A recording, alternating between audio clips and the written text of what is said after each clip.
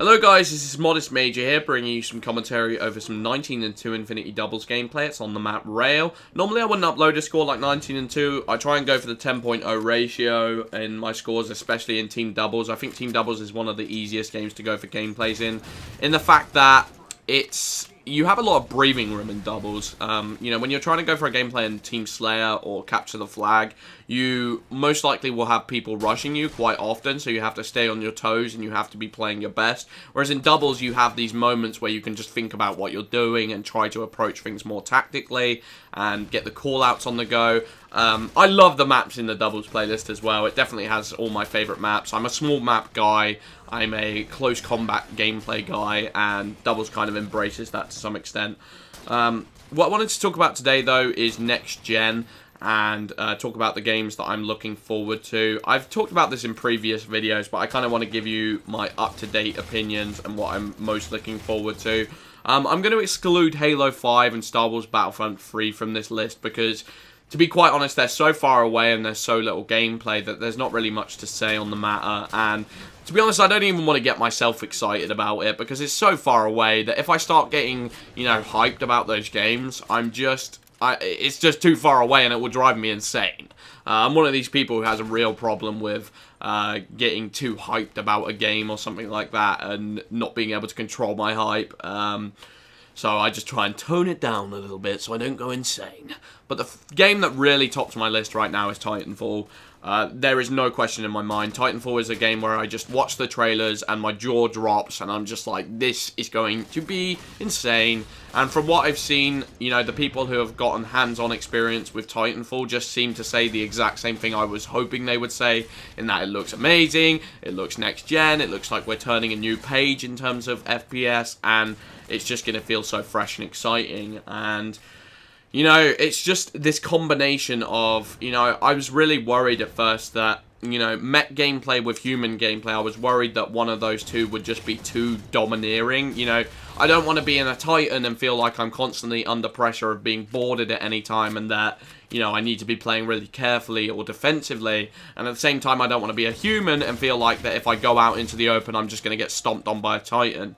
But from what I've seen, the people who have gotten hands-on experience seems to say they have achieved that balance really well, and it's just enjoyable to play.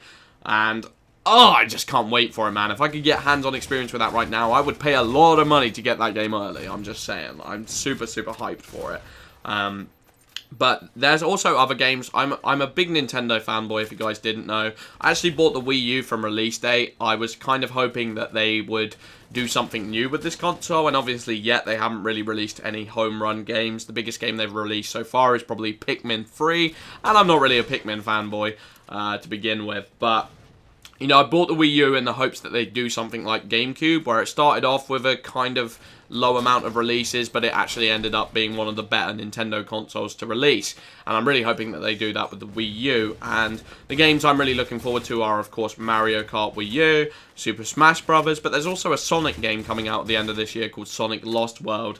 And basically what they've done with this game is that they've taken a lot of the people who worked on Super Mario Galaxy, and they've tried to create this new 3D Sonic game that's going to be... to me, it looks like it could be one of my favourite platformer games ever. Sonic has always had a problem with transitioning into 3D. It's always felt a little bit awkward. And Sonic Adventure 2 Battle, I thought was an absolutely amazing game, but it still had its issues. It had camera problems. The story was absolutely god-awful at times. And some of the gameplay elements just weren't up to scratch. Whereas it seems like they've really, you know, taken into consideration. If you didn't play Sonic Generations, that was an absolutely amazing game. And it seems like Sonic Lost World, they're starting to nail down a couple of the 3D elements. So that's really, really cool. When it comes to Battlefield 4 and COD Ghosts, well, I don't really want to go too far into that, because let's just say I'm not particularly excited about them, either of them. And you might think, why aren't you excited about Battlefield 4? Well, I'll go into COD Ghost first. COD Ghost is kind of a no-brainer. It looks exactly the same as every other previous Call of Duty. To be honest, I thought Black Ops 2 was a disgusting game. It seems like they're not pushing the game forward in any major way. The graphics look dull. They seem to have an obsession with the greys and the dark greens and the dark browns and the dark colours in general. Like, don't you want your game to be brought to life? When you're playing games for a very long amount of time, it makes for a better experience when the maps are actually good to look at. That's what made Halo 4 so addictive for me at times, is that some of the maps just look absolutely amazing. You know, your Solaces, your Havens, even the Forge World maps look really, really great. Whereas, you know, games like Reach, I feel like, especially in the Forge World section, they definitely looked a little bit dull at times, and I really didn't get a kick out of playing Forge World maps consistently. Battlefield 4, on the other hand, is a game where I just feel like, you know, they're relying too heavily on these two factors of the graphics looking amazing, which in my opinion it looks already too similar to Battlefield 3. When I look at the gameplay, I just think this doesn't look particularly improved over Battlefield 3. Yeah, they've improved the physics in certain areas, but the actual graphics and the way it looks and the aesthetics itself doesn't look particularly amazing. And then you've got the destruction factors, and in my eyes, they're just kind of one-hit wonders. It feels like I'll see that destruction factor once, and then I'll be bored of it, and I'll already be too, you know, familiar with it. Whereas it seemed in Battlefield Bad Company 2, when they took these destruction factors, you know, they actually added to the gameplay, because all of the houses could be taken down, and, you know, it actually affected the gameplay within each match. Whereas it feels like in Battlefield 4, it's just going to be something that's, like, awe-inspiring. You look at it, and it's, like, good for shock factor, and you're like, whoa, that was crazy. But in terms of actually changing the gameplay and mixing it up, I'm not sure how much of a big deal it will actually make. That's just my opinion. Anyway, I've been Modest Major. I hope you guys enjoyed watching the commentary. Peace out.